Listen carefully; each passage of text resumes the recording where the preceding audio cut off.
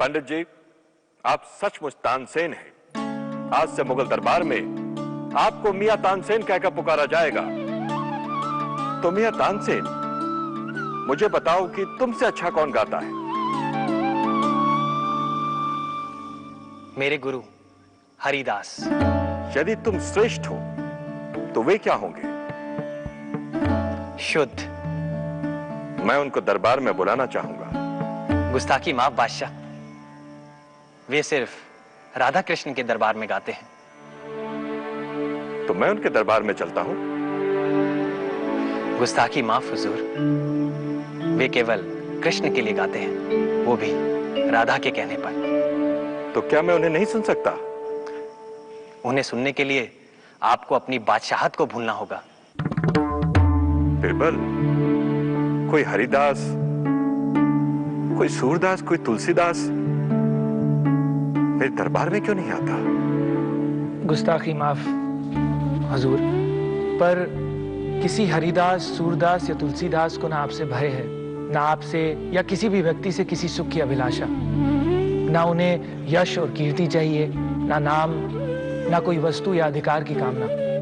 इसीलिए उन पर आपकी हुकूमत नहीं चल सकती। और स्वामी हरिदास से मिलने तानसेन और अकबर वृंदावन पहुंचे। राधे, सुना है तू अकबर के दरबार का एक रत्न हो गया है? ये आपकी कृपा है स्वामी जी। अच्छा है, अच्छा है। अकबर गुणी रत्नों के प्रकाश में रहेगा तो चमकेगा, नहीं तो पत्थर ही रह जाएगा। 2-3 दिन बीत गए, पर अकबर ने हरिदास के गले से एक स्वर न सुना और अचानक रामतनु। जी गुरुदेव। राधा रानी का हुक्म हो रहा है, लल्ला को कुछ सुनाओ। हरि नाम को आलस क्यों करत है रे, काल फिरत सर सांधे। हरि नाम को आलस क्यों करत है रे, काल फिरत सर सांधे। हरि नाम को। रामतनु, क्यों गलत गा रहे हो?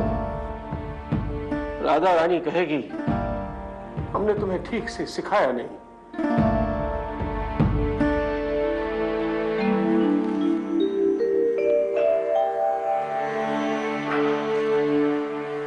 चलो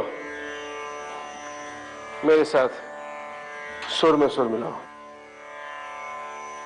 हरि नाम को आलस क्यों करत है रे, काल फिरत सर सांधे। हरि नाम को आलस क्यों करत है रे, काल फिरत सर सांधे। हरि नाम को।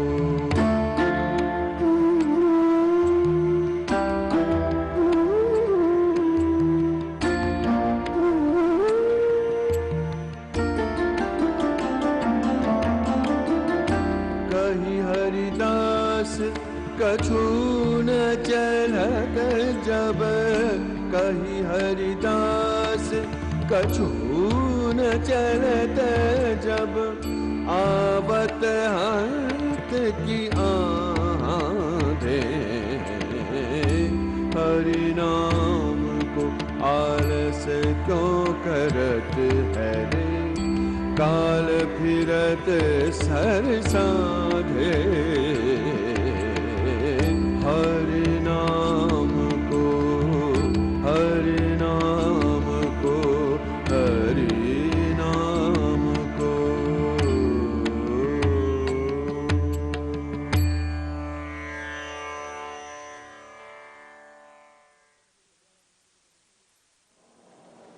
बादशाह,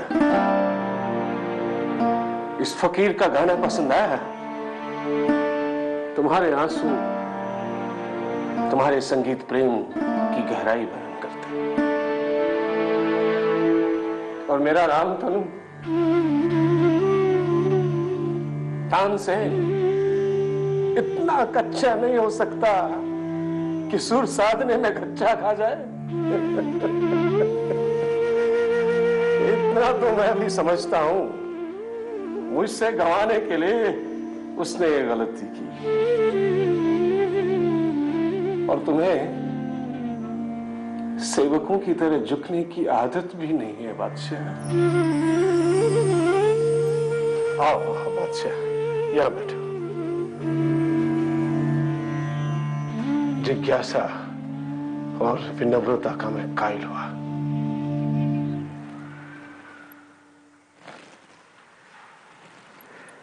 एक बात मेरी समझ में नहीं आई मियां तानसेन, कि तुम श्रेष्ठ हो, तानसेन हो, तुम स्वामी हरिदास नहीं हो। मैं उस फर्क को पकड़ नहीं पा रहा हूं। जहांपना उसका संबंध गायकी से नहीं, भावना की गहराइयों से है। और एक बड़ा फर्क है, मैं आपके लिए गाता हूं, पर गुरुदेव अपने आराध्य के लिए गाते हैं। वे प्रशंसा के लिए नहीं गाते।